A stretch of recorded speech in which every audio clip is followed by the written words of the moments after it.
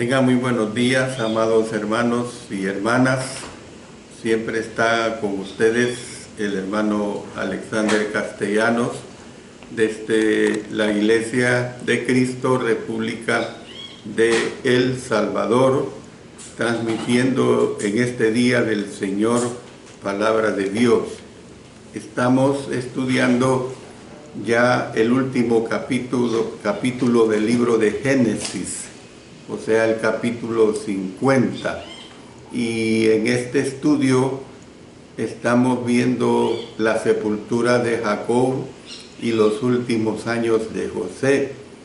Y lo vamos a terminar con una serie de enseñanzas que tenemos como una parte conclusiva que tendremos acerca de todo el libro, o sea, una parte conclusiva desde Génesis 1 hasta Génesis 50. Vamos, como siempre, a pedir la dirección de nuestro Señor para que Él nos dirija en lo que presentaremos de su palabra. Dios Todopoderoso, te agradecemos infinitamente porque tú nos permites presentar tu palabra en este día de adoración, en espíritu y en verdad. Recíbela como debe ser y que seas honrado, que cada uno que escuche sea muy edificado. Gracias, Señor, por todo, en el nombre de nuestro Señor Jesucristo. Amén. Amén. Bueno, ustedes recuerdan que nosotros llegamos hasta el capítulo, es decir, hasta el versículo 5. Hemos estudiado de esta primera parte que aquí tenemos, o sea, lo que nosotros tenemos que ver, o hasta el versículo 4 específicamente, y es lo que vamos a continuar. Realmente casi cada uno de los versículos nos presenta una enseñanza muy especial, y aquí pues la veremos precisamente de acuerdo a esa misma presentación que estábamos haciendo el domingo recién pasado. El versículo 5 dice: mi padre me hizo jurar diciendo, he aquí que voy a morir. En el sepulcro que cavé para mí en la tierra de Canaán, allí me sepultarás. Lo que vemos aquí es que José lo que hizo fue, pasó a explicar que su padre le había hecho jurar que sepultaría su cuerpo en el sepulcro que había cavado o que había preparado para sí mismo en la tierra de Canaán. Lo que también vemos es que José omitió discretamente la exigencia de Jacob de no ser sepultado en Egipto. Y esto lo vimos cuando estudiábamos el capítulo 47. Y por supuesto que José no deseaba ofender a Faraón, sugiriendo que había algo malo con una sepultura egipcia. Aquí se usa un verbo, el verbo cavé. No lo oiga en el sentido de nuestro idioma español. Lo estoy diciendo cavé con C al principio, B pequeña o B la bidental. Cavé en el idioma hebreo y se deriva de la palabra karat, con K y H al final. Y en este contexto también podría traducirse como cavado en la roca.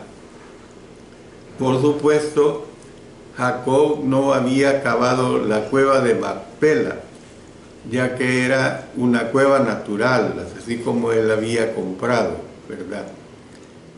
Muchos años antes. Abraham había comprado esta cueva junto con las tierras circundantes como lugar de sepultura después de la muerte de Sara. Y esto lo vimos en el capítulo 23 de Génesis.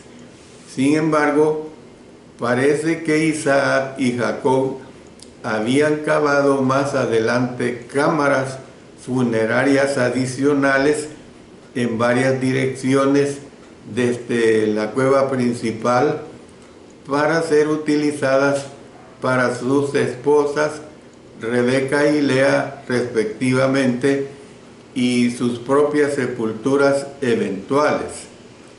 Debido al espacio limitado para sepultura en esta cueva natural, puede que Jacob haya sido el último miembro de la familia en ser sepultado ahí. O sea, para entender esto era como lo que ahora en día se conoce en los cementerios o panteones, como se le llama en otros lugares, lo que hacen nichos a un lado, y luego según el número de personas que entierran, sacan al cadáver más viejo, sacan sus huesos y los ponen en estos nichos a un lado, o sea, en estas cámaras que aquí se está mencionando. Y vemos que en su lecho de muerte Jacob mencionó los nombres de los miembros de la familia que fueron sepultados en la cueva de Macpela. En vista pues de que Raquel murió en algún lugar entre Betel y Belén, ella no fue sepultada en la tumba familiar. Ya esto lo estudiamos en el capítulo 35 de Génesis. Lo que supone el registro bíblico es que Jacob fue el único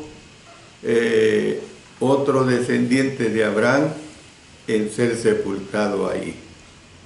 Luego, entrando a los versículos 5 y 6, dice: ruego pues que vaya yo ahora y sepulte a mi padre y volveré.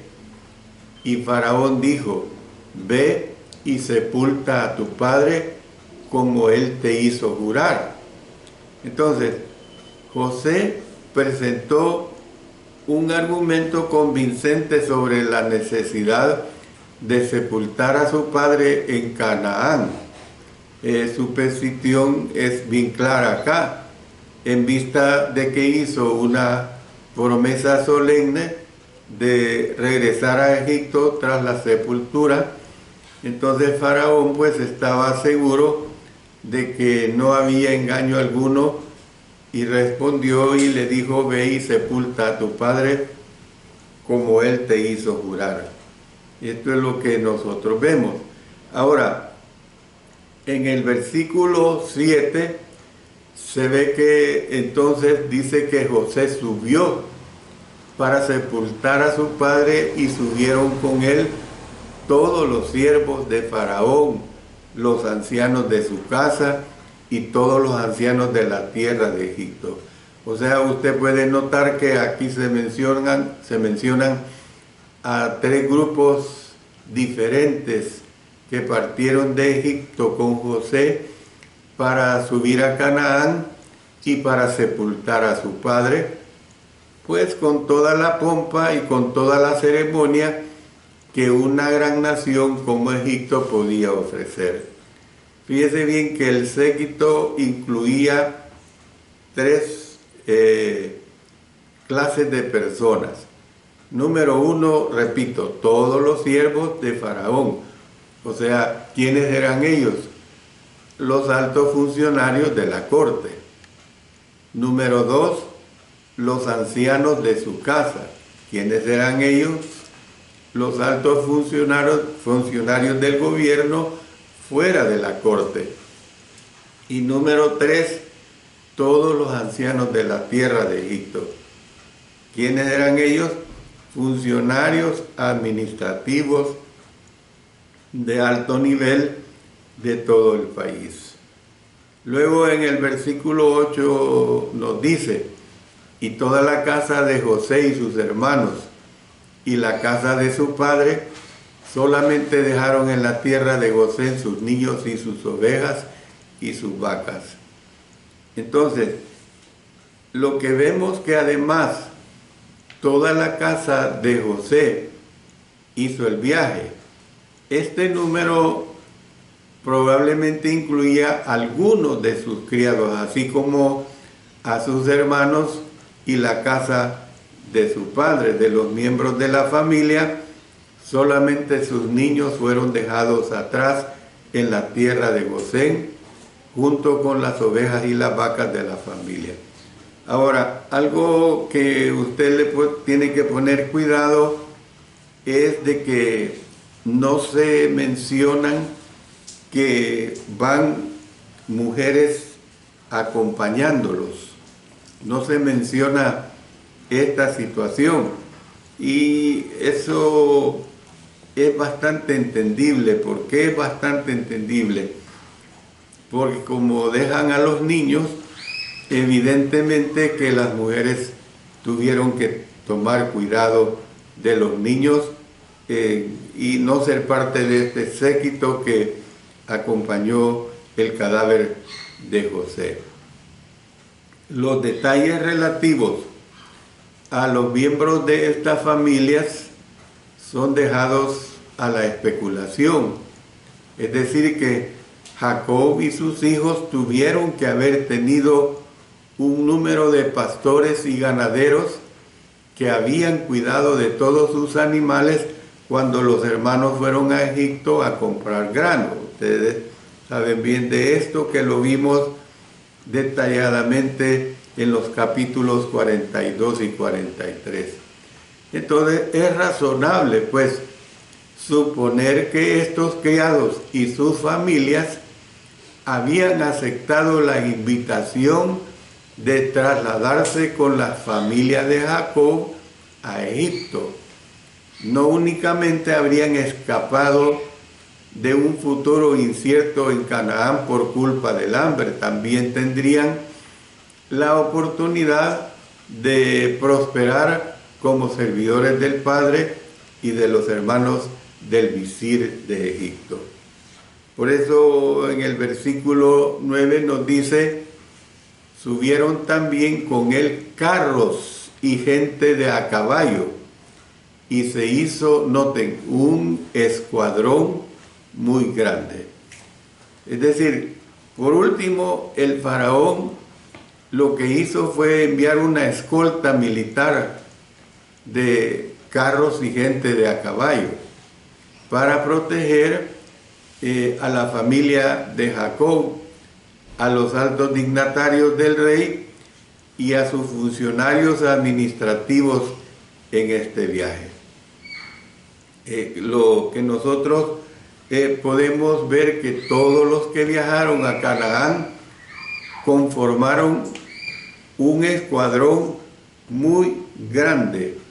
Entonces, esta descripción trae a la mente imágenes de tumbas egipcias que mostraban elaborados cortejos fúnebres para faraones y altos funcionarios de Estado.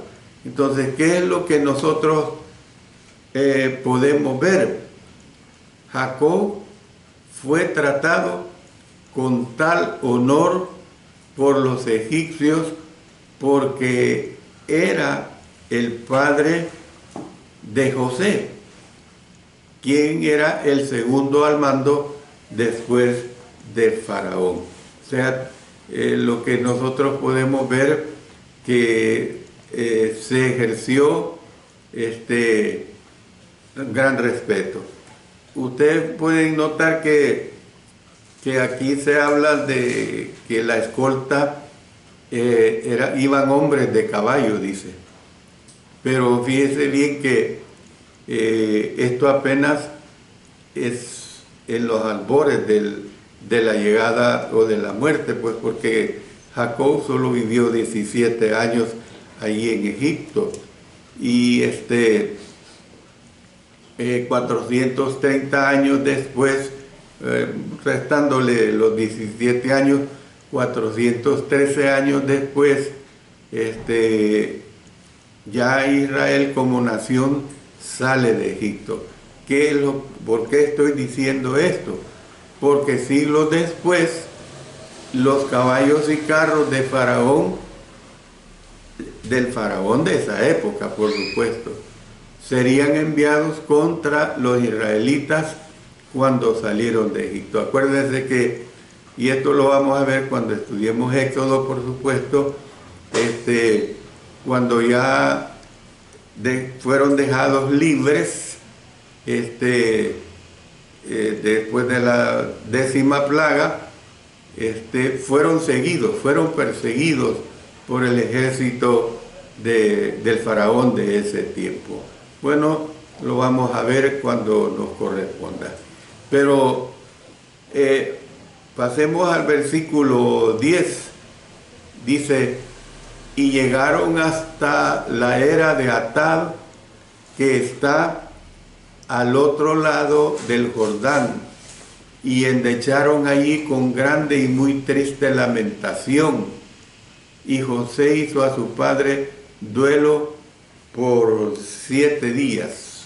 Duelo por 7 días. En la última clase que daba hice referencia a esta situación. A medida que viajaban hacia el oriente, el grupo cruzó la parte norte del Sinaí sobre el camino principal de caravanas hacia el sur de Canaán. Y dice que llegaron hasta la era de Atad, que está al otro lado del Jordán.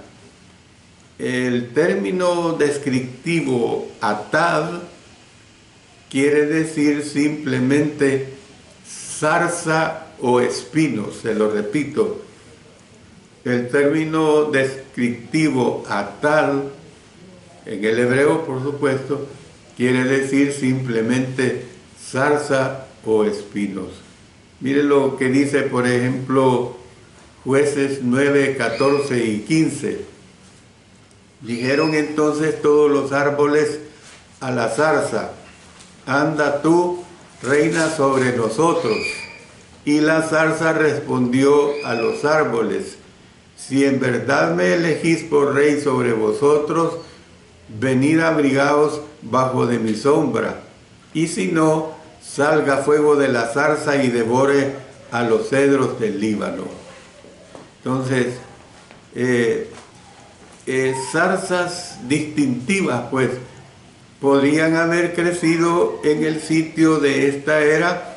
Sin embargo, podemos decir que no es posible hablar de ese lugar hoy. Podemos decir que para la frase al otro lado del Jordán, era una manera de cómo siempre ellos estaban mostrando ubicación. El texto afirma que la compañía se detuvo allí durante 7 días y endecharon con grande y muy triste lamentación a medida que José hizo a su padre duelo por 7 días. Entonces, ¿qué es lo que vemos? La declaración plantea una serie de interrogantes logísticas, y yo le voy a mencionar 4 de estas interrogantes logísticas. La número 1, ¿por qué se detendría el grupo aquí para una semana de duelo, en vista de que muchos de ellos ya habían observado ese duelo, 70 días de duelo, pues en Egipto?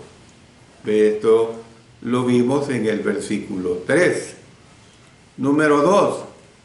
Estaban algunas de las personas demasiado cansadas para seguir adelante sin un extenso reposo. Número 3.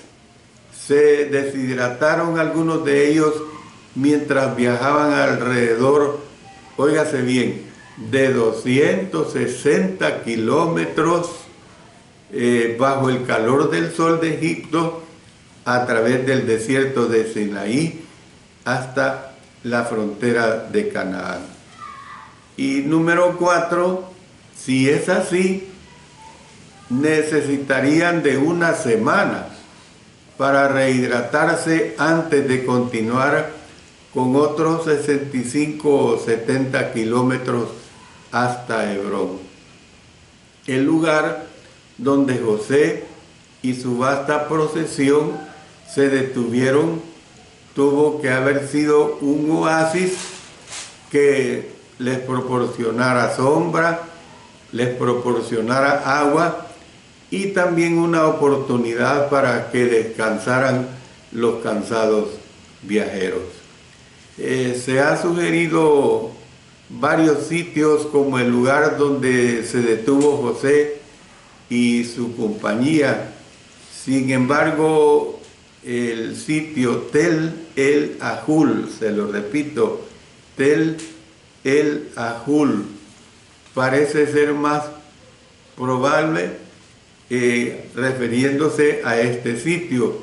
Fue una ciudad egipcia en el camino costero principal de Egipto a Canaán, a más de 6 kilómetros al suroeste de Gaza.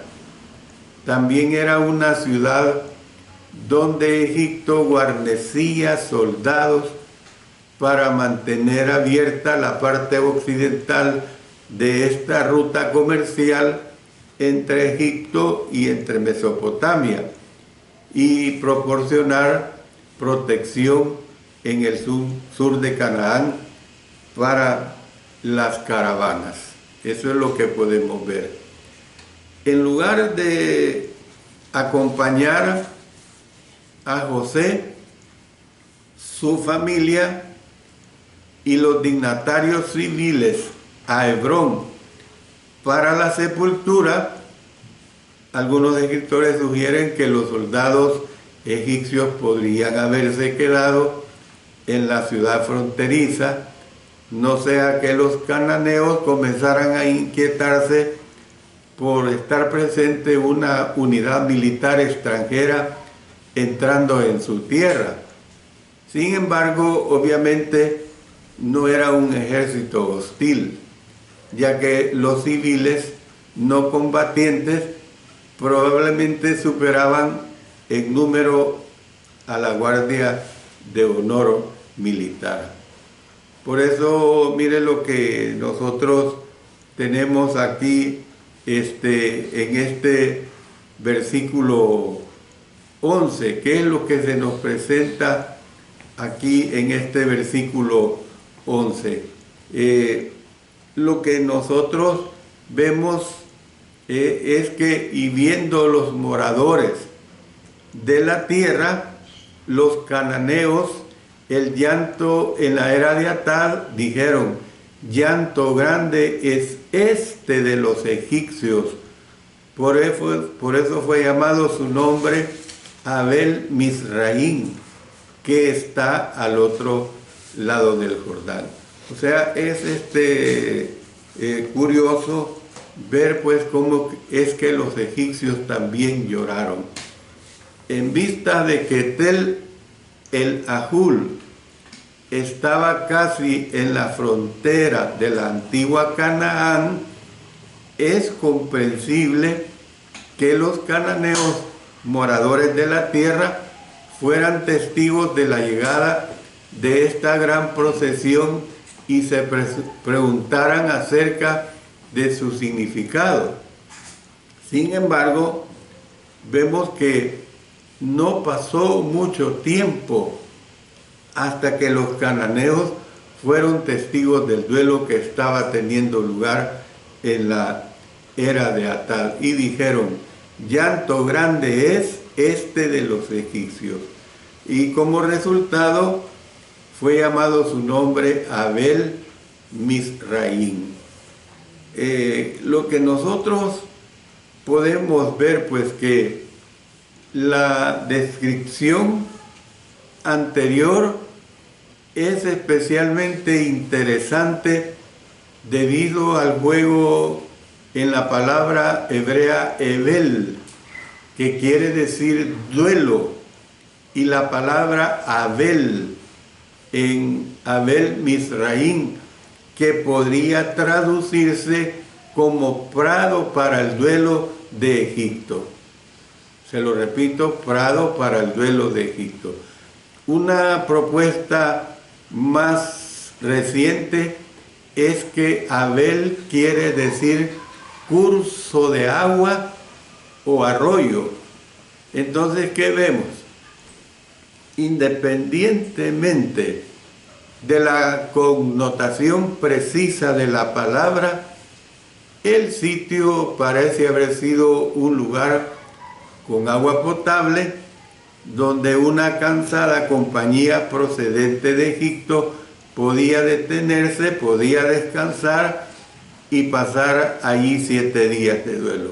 Es decir, es entendible pues que veámoslo esto desde el punto de vista como un ejército, o una gran cantidad de personas que van migrando de un lugar a otro y que la migración no es corta, es larga.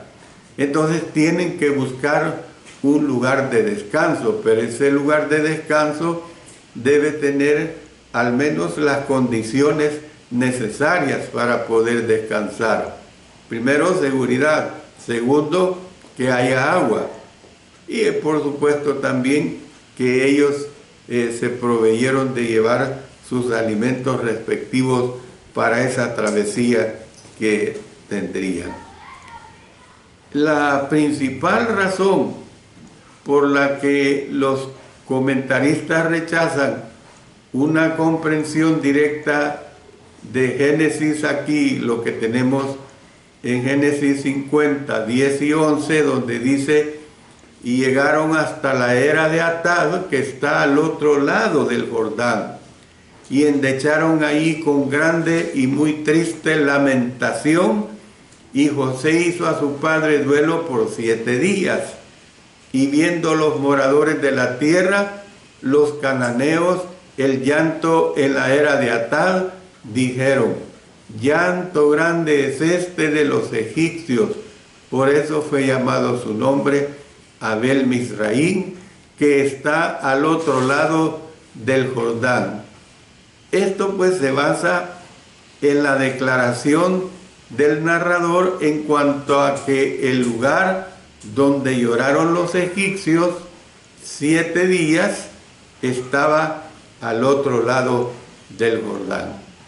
Interpretan pues la frase para querer decir al oriente del río Jordán. Esta hipótesis se desprende de forma natural si se acepta la hipótesis de que el autor de Génesis describió los acontecimientos desde la perspectiva posterior de Israel, que habrían estado al oeste del Jordán. Si esta opinión es correcta, entonces, cuando José y su compañía llegaron a la frontera sur de Canaán, en lugar de viajar al noroeste otros 35 o 70 kilómetros hasta Hebrón, tuvieron que haberse trasladado este y sur de Canaán alrededor del extremo sur del Mar Muerto. Entonces, a partir de allí, es probable que tomaran el camino real y viajaran hacia el norte, pasando el extremo norte del mar, donde el río Jordán desemboca en él. Entonces, de acuerdo con este escenario, en algún lugar al este del río Jordán llegaron a la era de Atad e hicieron duelo por estos 7 días. Después de ese periodo de duelo, viajaron al oeste y cruzaron el río Jordán. Luego comenzaron la parte más difícil de su viaje, subiendo alrededor de 360 metros, óigase bien, por debajo del nivel del mar, hasta varios cientos de metros de altura a través del caliente y estéril desierto que se eleva cerca de Salem, que posteriormente llegó a ser Jerusalén. Ustedes tienen que entender pues que un desierto es un desierto y que la cantidad de agua que hay en un desierto es limitada y que los lugares afables pues o apropiados para poder pernoctar no son muchos. Entonces de allí pues tenían que regresar y viajar al suroeste unos 40 kilómetros hasta completar esta ruta tortuosa en Hebrón, donde sepultarían el cuerpo embalsamado de Jacob. Ahora la pregunta es, ¿por qué optaría José por una larga, difícil y tortuosa ruta de al menos 530 kilómetros desde Egipto hasta llegar a Hebrón, cuando tenía una mejor alternativa? La ruta más directa desde Tel El Ajul hasta Hebrón le habría ahorrado a la compañía de José poco más de 200 kilómetros de viaje. El texto deja abierta la posibilidad para esta ruta más corta, ya que la frase al otro lado del Jordán es una designación amplia. Puede hacer referencia a la parte oriente u occidente del Jordán, dependiendo del punto de vista del locutor. Por ejemplo, si nosotros vamos a Deuteronomio 1:1, estas son las palabras que habló Moisés a todo Israel a este lado del Jordán en el desierto, en el Arabá frente al Mar Rojo, entre Parán, Tofel, Labán, Acerot y Disaab. Entonces, ¿qué es lo que nosotros vemos? Cuando el autor del libro de Josué resumió las victorias de Moisés y Josué al otro lado del Jordán, primero describió la tierra que adquirieron como situada donde nace el sol. Miren lo que dice al oriente del Jordán en Josué 12:1. Estos son los reyes de la tierra que los hijos de Israel derrotaron y cuya tierra poseyeron al otro lado del Jordán, hacia donde nace el sol, desde el arroyo de Arnón hasta el monte Hermón y todo el Arabá al oriente. Y luego usó la misma expresión al otro lado del Jordán para describir la tierra que obtuvieron al occidente del Jordán. Entonces, por lo tanto, es un argumento engañoso decir que cualquier lugar al oeste del Jordán tenga que descartarse como el lugar donde José y su compañía hicieron duelo simplemente debido a la descripción del narrador de su ubicación como al otro lado del Jordán. Entonces nosotros podemos ver pues en los versículos 12 y 13, dice, hicieron pues sus hijos con él según le había mandado, pues lo llevaron sus hijos a la tierra de Canaán y lo sepultaron en la cueva del campo de Macpela, la que había comprado a Abraham con el mismo campo para heredad de sepultura de Efrón el Eteo al oriente de Manre. Entonces, esto es lo que nosotros podemos ver acá, y terminando esta parte con el versículo 14, dice, y volvió José a Egipto, él y sus hermanos, y todos los que subieron con él a sepultar a su padre después que lo hubo sepultado. Después que completaron el encargo de Jacob de sepultar su cuerpo, José cumplió su promesa a Faraón. ¿Cuál promesa le cumplió José a Faraón? Volviendo a Egipto. A José no le hubiera costado nada el aprovechar esta tremenda migración para sepultar a su padre y quedarse ahí. Dice, volviendo a Egipto, él y sus hermanos y todos los egipcios que subieron con él a sepultar a su padre. Probablemente, si ellos hubieran tenido conocimiento, pero eso es imposible para todo ser humano y para todo grupo de seres humanos.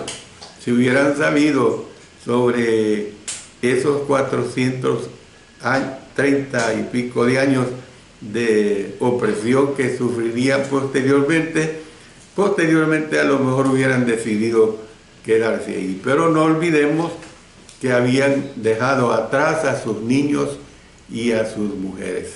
Entonces, esto es lo que nosotros podemos ver en cuanto a lo que concierne a la sepultura de Jacob.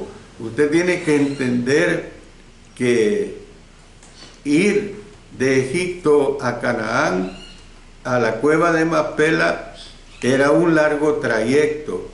Usted tiene que entender que el regreso de José a Egipto, con todo el séquito que le acompañó, también era otro largo trayecto.